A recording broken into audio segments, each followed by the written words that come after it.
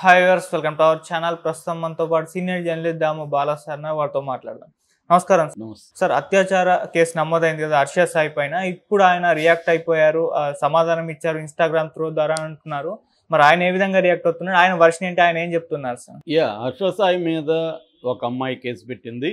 అది ఆ అమ్మాయి ఎవరంటే హర్ష సాయి ప్రొడ్యూస్ చేస్తున్న, తను హీరోగా నటిస్తున్న మెగా అనే సినిమాకి ఆ అమ్మాయి కూడా ఒక నిర్మాత. ఆ అమ్మాయి ఇప్పుడు ఈ కేసులో ఇతని మీద కేసు పెట్టింది. ఆ అమ్మాయి పెట్టిన దాంట్లో కొన్ని కొత్త విషయాలు ఇప్పుడు మళ్ళీ వెలుగులోకి వచ్చాయి. ఇంతకుముందే నేను ఒక వీడియో చెప్పాను. దాంట్లో ప్రధానంగా అమ్మాయి ఏం పెట్టిందంటే, ఇతను కాపీరైట్స్ కోసం, ఈ మెగా సినిమా కాపీరైట్స్ కోసం, ఆ కాపీరైట్స్ నా దగ్గర ఉన్నాయి, ఆ కాపీరైట్స్ తను పొందాలనుకోవడం కోసం అతను ఏం చేశాడంటే, నాకు మత్తుమంది ఇచ్చి నన్ను లైంగికంగా అత్యాచారం చేసి దానంతా కూడా నా న్యూడ్ వీడియోలు ఫోటోలు తీసి నన్ను బ్లాక్మెయిల్ చేయడం మొదలుపెట్టాడు.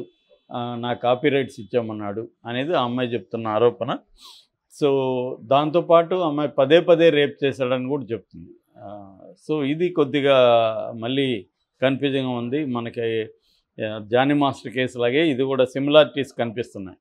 ఎందుకంటే మత్తుమంది అంటే ఓకే, మత్తుమంది ఇచ్చి అత్యాచారం అంటే అర్థం చేసుకోవచ్చు, పదే పదే రేప్ అంటే మళ్ళీ అర్థం కాదు. అట్లాగే ఫాల్స్ ప్రామిస్ అని కూడా మార్నింగ్ నిన్నంతా వచ్చింది. అదేంటే పెళ్లి చేసుకుంటానన్నాడు, వీళ్ళ నాన్న రామకృష్ణ కూడా కోడలుగా నన్ను చేసుకుంటానన్నాడు, కానీ చేసుకోలేదు అనేది ఒకటి. ఫాల్స్ ప్రామిసెస్ కూడా చట్ట ప్రకారం తప్పే. అట్లాగే ఈమె పదే పదే అత్యాచారం చేస్తుంటే అది కూడా చట్ట ప్రకారం 376(n) కింద వస్తుంది అనమాట. దానికి మినిమం 10 ఏళ్ళు జైలు శిక్ష ఉంటుంది. అట్లాగే ఫాల్స్ ప్రామిస్కి కూడా 10 ఏళ్ళు జైలు శిక్ష ఉంది. ఇలాగా ఆమె ఇప్పుడు ప్రధానంగా వీళ్ళిద్దరి మధ్య డిస్ప్యూటు ఈ మెగా సినిమా చుట్టూ నడుస్తుంది. అంటే హర్ష సాయి, మనం ఆల్రెడీ నేను బయోగ్రఫీ చెప్పాను, అతను స్టంట్ ఫిలాంథ్రపీ అంటారు. అంటే ఒక చారిటీని ఒక పెద్ద ఈవెంట్ లాగా చేసి దాని నుంచి డబ్బులు సంపాదించడం, వేరే వాళ్ళకి మనం దానం చేయడం ద్వారా మనం డబ్బులు సంపాదించడం అనేది మిస్టర్ బీస్ట్ అనే అతను అమెరికాలో చేశాడు. దాన్ని ఇతను ఫాలో అయ్యాడు. ఇతను విపరీతంగా సక్సెస్ అయ్యాడు. దాదాపు 9 కోట్ల 10 కోట్ల మంది అతని వీడియోస్ చూస్తారు. 10 ఛానళ్ళు ఉన్నాయి అనేక లాంగ్వేజెస్లో. అన్నీ కలిపి కూడా దాదాపు 2-3 కోట్ల సబ్స్క్రైబర్లు ఉన్నారు అతనికి. సో అందువల్ల పెద్ద హిట్ అనమాట. అతనికి ఏంటంటే యూట్యూబ్ నుంచి యాడ్ రెవెన్యూ వస్తుంది, స్పాన్సర్షిప్లు వస్తాయి, తర్వాత పెయిడ్ అడ్వర్టైజ్మెంట్ కమర్షియల్స్ వస్తాయి. అట్లా కాకుండా ఇన్స్టాగ్రామ్లో కూడా దాదాపు 30 లక్షల మంది పైన ఉన్నారు. ఇన్స్టాగ్రామ్లో కూడా తను ప్రమోషన్స్ చేస్తాడు, వాటి నుంచి డబ్బులు వస్తాయి. సో ఎవరైనా సెలబ్రిటీ అయితే ఇప్పుడు వాళ్ళకి సోషల్ మీడియా నుంచి రకరకాల రూపాల్లో డబ్బులు వస్తుంది. నెలకి తనకి దాదాపు 30-40 లక్షల ఆదాయం వస్తుందని చెప్తున్నారు. మొత్తం అతని నెట్వర్త్ 25 కోట్ల నుంచి 30 కోట్ల వరకు ఉందని చెప్తున్నారు. సో ఈ కాంటెక్స్లో అతని మీద ఈ అమ్మాయి కేసు పెట్టిన దాంట్లో ఒకటేమో లైంగిక అత్యాచారం, మత్తుమంది ఇచ్చి ఫోటోలు తీసి అది బెదిరిస్తున్నారనేది. రెండవదేమో తన దగ్గర 2 కోట్లు తీసుకొని ఇవ్వలేదని చీటింగ్ కేసు కూడా ఉంది. సో దీనికి ఇప్పుడు హర్ష సాయి ఇమ్మీడియట్గానే స్పందించాడు. సో స్పందించి అతను ఇన్స్టాలో పోస్ట్ పెట్టాడు, ఇదంతా అబద్ధం, ఆ అమ్మాయి నన్ను నా దగ్గర నుంచి డబ్బులు లాగడానికి ఎలాంటి కేసు పెట్టింది. సో దీని మీద నేను కాదు, నా లాయర్ మాట్లాడతాడు అని కూడా ఆయన పెట్టాడు. సో ఇప్పుడు లాయర్ ఏం చెప్తాడు, ఈరోజు ప్రెస్ మీట్ పెట్టే అవకాశం ఉంది. లాయర్ కూడా జనరల్గా ఏం చెప్తారంటే ఇదే చెప్తారు, అందరికీ తెలిసిందే. అదేంటంటే అతను రేప్ చేయలేదు, వాళ్ళిద్దరికి ఏ రకమైన సంబంధం లేదు, ఆ అమ్మాయి ఈ సినిమాలో కో ప్రొడ్యూసర్గా ఉన్నింది, తను రైట్స్ కోసం బ్లాక్మెయిల్ చేస్తుంది. ఏదేమైనా ఈ సినిమా విషయంలో ఇద్దరి మధ్య గొడవలు వచ్చాయనేది అర్థమవుతుంది. ఈ అమ్మాయి కాబట్టి మేబీ వీళ్ళిద్దరి మధ్య అఫేర్ కూడా ఉండే అవకాశం ఉంది. ఎందుకంటే ఇప్పుడు ఇతను ఒక పెద్ద సెలబ్రిటీ కాబట్టి ఆ సెలబ్రిటీ స్టేటస్తో తను అందమైన అమ్మాయిలు తనకి దొరికే అవకాశం ఉంది. మామూలుగానే ఇవాళ మనం చూస్తున్నాం, మామూలు కొంత సెలబ్రిటీకే అమ్మాయిలు వాళ్ళని లైక్ చేయడం ఇవన్నీ జరుగుతుంటాయి, వాళ్ళతో స్పెండ్ చేయడానికి ఇష్టపడడం. అలాగే డబ్బు, సెలబ్రిటీ స్టేటస్ 2 ఉన్న వాళ్ళతో అమ్మాయిలు కూడా కాంపిటీషన్ ఉంటుంది అలాంటి వాళ్ళకు. సో అలాంటి వెళ్ళినప్పుడు నెక్స్ట్ వాళ్ళిద్దరి మధ్య ఓన్లీ అక్కడ వరకే లైంగిక వ్యవహారాల వరకే ఉండదు, డబ్బులు వెళ్ళిపోతుంది, డబ్బుల తర్వాత వ్యాపారాలు, ఇవన్నీ ఇంకా అంతు ఉండదు కోరికలకి. సో ఈ క్రమంలో మనకి ఎక్కువ ఇంకా పెరుగుతాయి రాబోయే కాలంలో. సెలబ్రిటీల కేసులు అన్నీ విపరీతంగా పెరగబోతున్నాయి. ఆల్రెడీ అబ్బాయిలు భయపడుతున్నారు, ఏ అమ్మాయి తన స్నేహం చేయాలంటే భయం వేసే పరిస్థితి ఇప్పుడు వచ్చేసింది.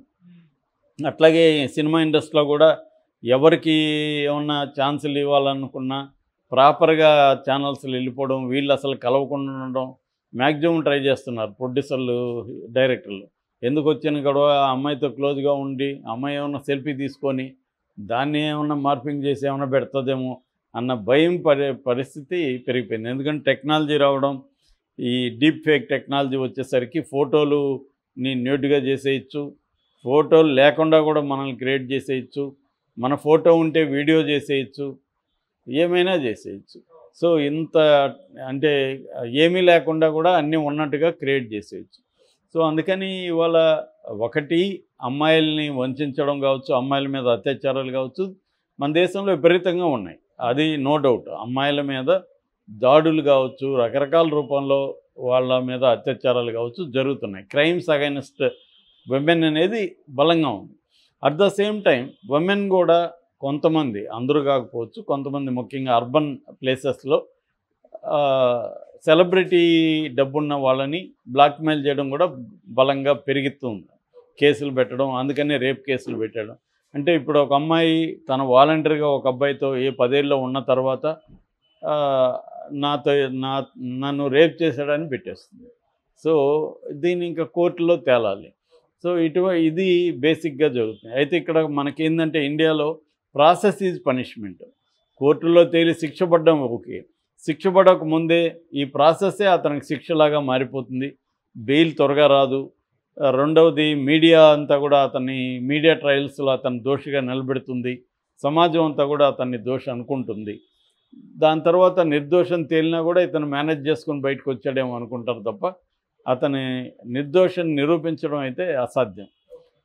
ఎందుకంటే అభియోగమే అంటే వాళ్ళ మీద మనం ఒకరి మీద నింద మోపడమే నింద చేసినట్టుగా పరిగణలోకి వస్తుంది. కాఫ్కా ఎప్పుడో రాశాడు, నన్ను ఎవరైనా నా మీద నింద మోపితే నేను కూడా నేరం చేసినట్టు ఫీల్ అవుతానని రాశాడు కాఫ్కా.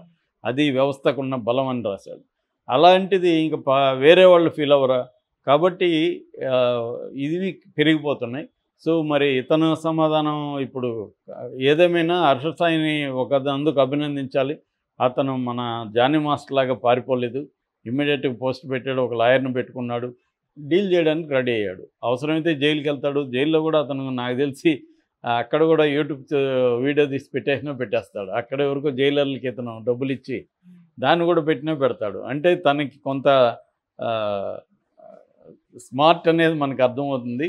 అంటే తనకి నెగిటివ్గా ఉన్నదాన్ని కూడా తను పాజిటివ్గా మార్చుకొని రెవెన్యూ మోడల్గా మార్చుకుంటాడు. రేపు పొద్దున్న జైల్లో 3 నెలలు ఉన్నాడు అనుకో, జైల్లో కూడా ఎవరికైనా అతను డబ్బులు ఇవ్వచ్చు, మెడిసిన్స్ ఇవ్వచ్చు, అక్కడ ఉన్న వాళ్ళని అడాప్ట్ చేసుకోవచ్చు, వాళ్ళ పిల్లలకి ఎడ్యుకేషన్ ఇస్తానని చెప్పచ్చు, దానంతా వీడియోలు తీసి వాళ్ళ ఫ్యామిలీస్కి పెట్టచ్చు.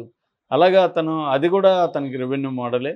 సో ఇది కూడా అతనికి పబ్లిసిటీ, అలా ఉపయోగించుకుంటున్నాడు. మామూలుగా అయితే ఎవరి పబ్లిసిటీ ఈజ్ గుడ్ అనేది ఒక సామెత ఉంది, బ్యాడ్ పబ్లిసిటీ అనేది లేదని. కానీ దానికి ఎక్సెప్షన్స్ ఉంటాయి. చాలాసార్లు బ్యాడ్ పబ్లిసిటీ వల్ల కూడా మన కెరీర్లు దెబ్బతినే అవకాశం ఉంది ఇవాళ ఉన్న మీడియా పరిస్థితుల్లో. కానీ ఇతనికి మాత్రం బ్యాడ్ పబ్లిసిటీ అనేది ఉండకపోవచ్చు. నాకు తెలిసి దీన్ని కూడా అతను తెలివిగా ఉపయోగించుకుని దాన్ని కూడా యూట్యూబ్ వీడియోలు పెట్టి దాన్ని కూడా మనీగా కన్వర్ట్ చేసుకొని ఇంకొంత ఇదవుతాడు. ఎందుకంటే ఇతను పైనీర్ అనొచ్చు, ఇండియాలోనే ఈ స్టంటింగ్ ఫిలాసఫీలో పైనీర్. అంటే చారిటీని ప్రాఫిటబుల్గా మార్చుకున్న వ్యక్తుల్లో ఇతను ముందు వరుసలో ఉన్నాడు. కాబట్టి ఇతనికి ఏదొచ్చినా అడ్వాంటేజ్. పైగా మనిషి చూడడానికి బాగున్నాడు, మంచి ఫిట్గా ఉన్నాడు, 6 ప్యాక్ ఉంది. కాబట్టి రేపొద్దున ఇతనికి ఛాన్సులు కూడా వస్తాయి. నెక్స్ట్ బిగ్ బాస్ రావచ్చు, సినిమాల్లో ఛాన్సులు రావచ్చు. ఆల్రెడీ ఇప్పుడు మెగా సినిమాకి కూడా ఇది పబ్లిసిటీ. ఇప్పటివరకు చాలామందికి అతని సినిమా పేరు కూడా తెలియదు, అతను సినిమా చేస్తున్నట్టు కూడా తెలియదు. ఇప్పుడు మెగా అనే ఒక సినిమా వస్తుంది, అది ఒక 30 కోట్ల బడ్జెట్ అని, పాన్ ఇండియా మూవీ అని, ఇదంతా వస్తుంది. రేపొద్దున